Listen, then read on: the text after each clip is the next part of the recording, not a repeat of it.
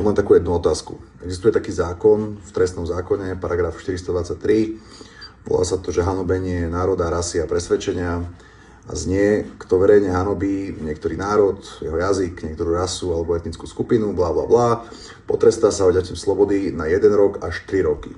A PSK má v ich programe, na ich oficiálnom webe, že tento zákon, paragraf 423 trestného zákona, by chceli rozšíriť aj o rodovú identitu a vzťahovú a sexuálnu orientáciu.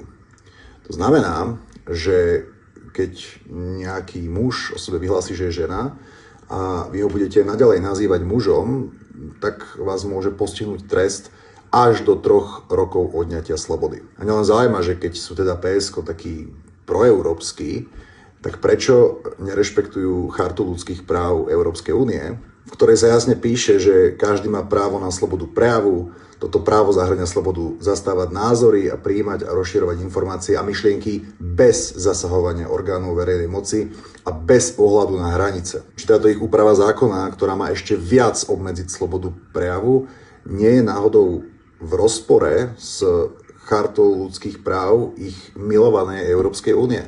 Ďakujem za odpoveď.